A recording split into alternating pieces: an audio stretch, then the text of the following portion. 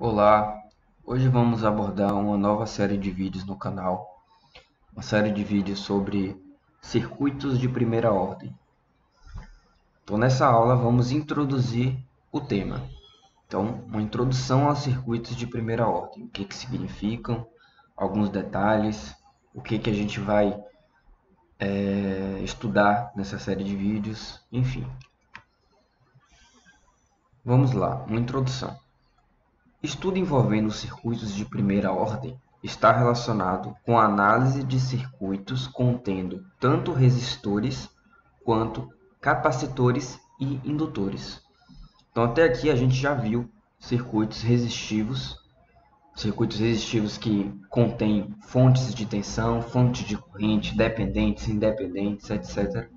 Também vimos separadamente como é que funcionam os capacitores e indutores, mas ainda não vimos circuitos em que essas combinações de elementos se fazem presente. Então, nessa série de conteúdos, vamos abordar dois circuitos particulares. Os circuitos RC, que contém um resistor e um capacitor em série, e o circuito RL, que contém um resistor e um indutor em série. São circuitos apenas com dois elementos, mas como a gente vai ver no decorrer do curso, há a possibilidade de circuitos contendo mais de um resistor e mais de um capacitor serem reduzidos através de equivalentes e associações, de tal forma que a gente consiga obter um modelo equivalente com apenas um resistor e apenas um capacitor. E esse que é o intuito desse novo conteúdo.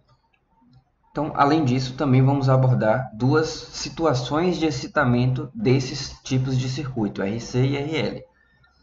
Primeira, uma excitação através de uma fonte CC, em que os elementos estão submetidos a uma diferença de potencial imposta por uma fonte.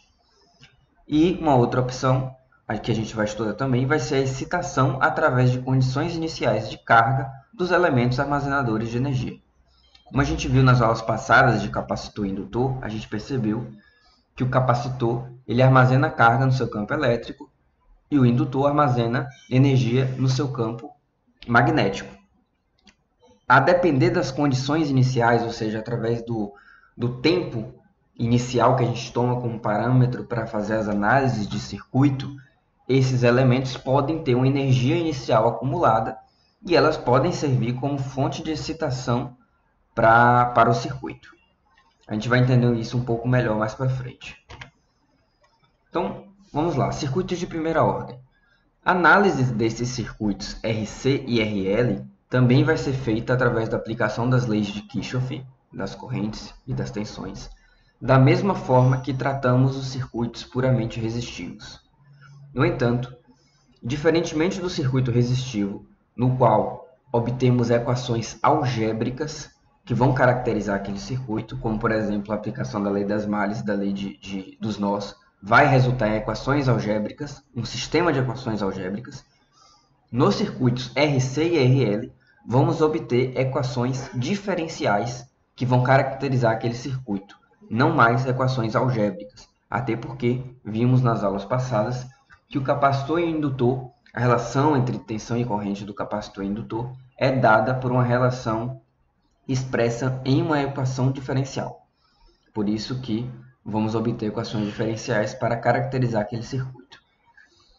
Essas equações diferenciais vão ser resultantes da análise de circuitos RC e RL e elas vão ser consideradas como sendo de primeira ordem.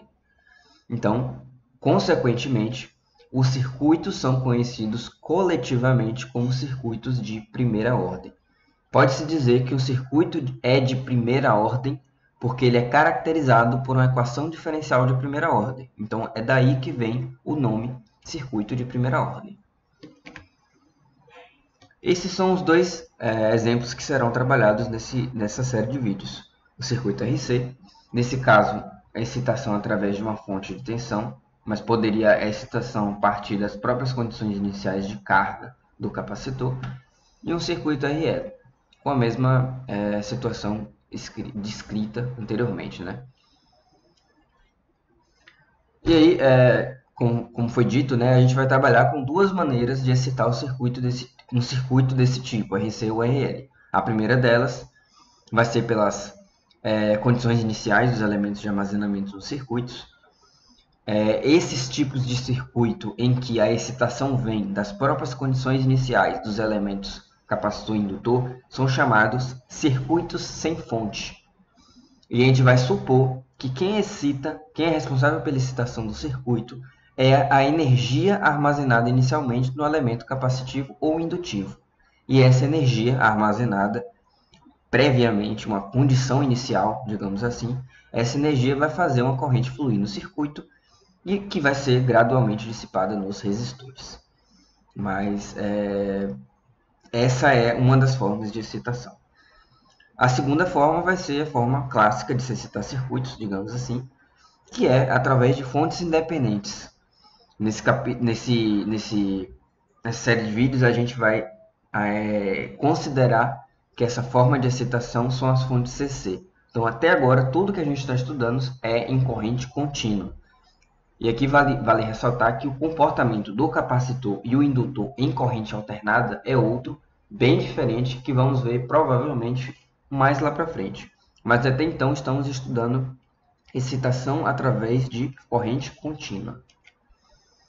E nunca é repetitivo dizer de que, apesar de ser corrente contínua e apesar da gente ter visto que, por exemplo, em corrente contínua o capacitor se comporta como um circuito aberto e o indutor se comporta como um curto-circuito, há um período transitório de carga e descarga de indutor e capacitor.